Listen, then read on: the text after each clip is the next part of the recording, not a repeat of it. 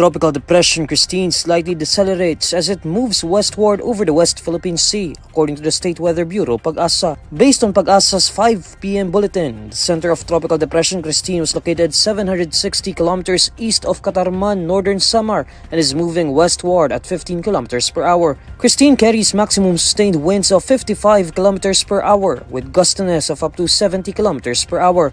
Pag-asa says that Tropical Depression Kristine may intensify into a tropical storm in the next 12 hours and may reach severe tropical storm category on Wednesday, October 23, and typhoon category on Thursday, October 24, before making landfall. Tropical cyclone signal number 1 is raised in some areas of Luzon, including the southeastern portion of Isabela, Aurora, the northern and eastern portions of Quezon, Polillo Islands, Camarines Norte, Camarines Sur, Catanduanes, Albay, Sorsogon, and Masbate.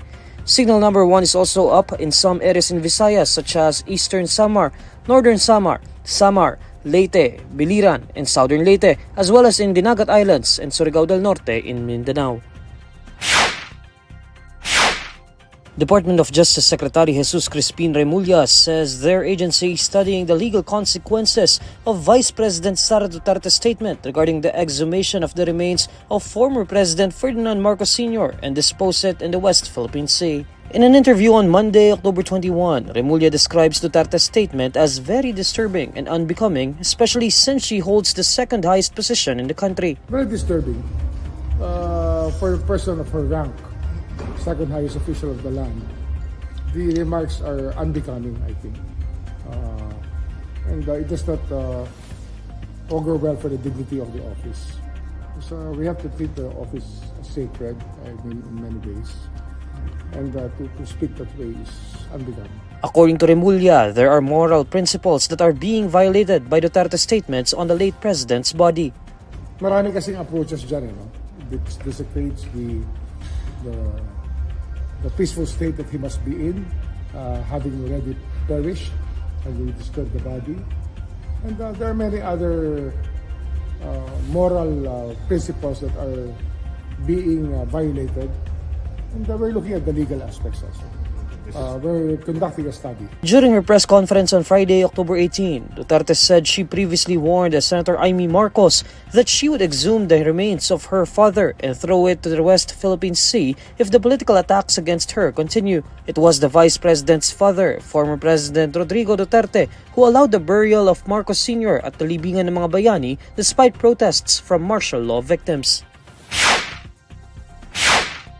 Senate Minority Leader Aquilino Coco Pimentel III finds Vice President Sara Duterte's remarks against the Marcos administration strange, that he thought that he was listening to an artificial intelligence technology. In a press conference on Monday, October 21, Pimentel says he is worried about the Vice President, adding that Duterte needs to talk to some professionals and close friends.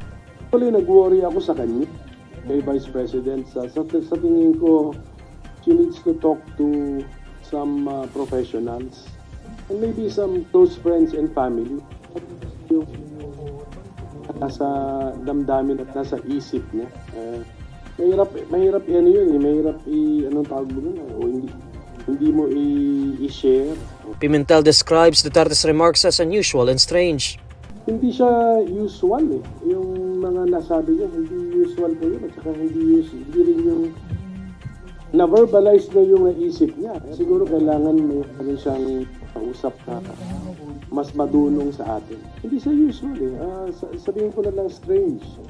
According to Pimentel, when he first heard Duterte's remarks, he was surprised and thought that he was listening to an AI, particularly when Duterte said that she would dig up the body of President Bongbong Marcos's father, former President Ferdinand Marcos Sr., and throw it into the West Philippine Sea if the attacks against her continue. Pimentel is referring to Vice President Duterte's remarks in a press briefing on October 18. Yung ulo, something to do with the ulo, and then something to do sa paghuhukay at itatapon sa West Philippine Sea. Mga ganun. These are unusual amount, actually up to being strange. Akala ko AI pero double check ko muna. Siyempre, sa panahon ngayon, dino-double check mo lahat eh. Sabi ko, tingnan mo na, ano ba ito? Totoong nangyari or ginamitan na ng mga artificial intelligence technology? The House of Representatives and the Senate can launch a joint investigation into the alleged extrajudicial killings under the administration of former President Rodrigo Duterte for a more comprehensive and quicker action, according to Surigao del Norte 2nd District Representative Robert Ace Barbers. Barbers is proposing a joint probe to show that the House Quad Panel's inquiry on the drug war is impartial. Barbers, who is the chairman of the House Committee on Dangerous Drugs and is also the lead presiding officer of the Quad Panel, says that it would be better to have another parallel investigation. In fact, mas maganda nga na magkaroon din ng isang parallel investigation dahil wala namang prohibition sa aming rules. And because of merong ganyang klaseng parallel investigation, we do expect that in sync ang lower house at saka ang Senate dito sa usapin tungkol sa EJK.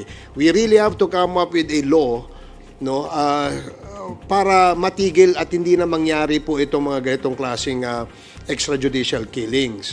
Barbers says that he will be waiting for the comments of the Senate President and the Speaker of the House regarding the proposal of the joint investigation. Barbers adds that the House and the Senate can jointly convene just like bicameral conference committees tackling bills passed by the two chambers of Congress. I think mas malawak, mas komprehensibo, at siyempre, mas maraming mga intelligent questions na maitatanong ang mga membro nitong committee ito. So, dahil nga ganito kalawak itong usapin na ito at itong usapin na ito ay isang usapin of national importance, therefore, ang Kongreso, ang Senado at ang lower house ay dapat magtipon para talakayin itong usapin na ito at gumawa ng solusyon nang sa ganon ay hindi na maulit ito.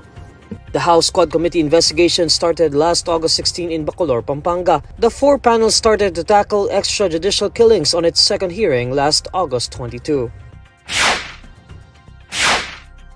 Kingdom of Jesus Christ leader Pastor Apollo Quiboloy is asking the Commission on Elections to declare him as an independent candidate in the May 2025 midterm polls. On Monday, October 21, Quiboloy's legal counsel Mark Tolentino files the petition at the Comelec headquarters to declare Quiboloy as an independent candidate. In his letter, Quiboloy withdraws his acceptance of the nomination of the Workers and Peasants Party wing led by Tolentino and will therefore run as an independent candidate. According to Tolentino, Quiboloy does not want to be embroiled in an intra-party dispute. The jailed Kingdom of Jesus Christ founder filed his certificate of candidacy for senator through an authorized representative under the Tolentino wing of the Workers and Peasants Party. But Quiboloy's candidacy triggered a controversy as the other faction of the Workers and Peasants Party, led by Sonny Matula, who also filed his certificate of candidacy for senator, questioned Quiboloy's application.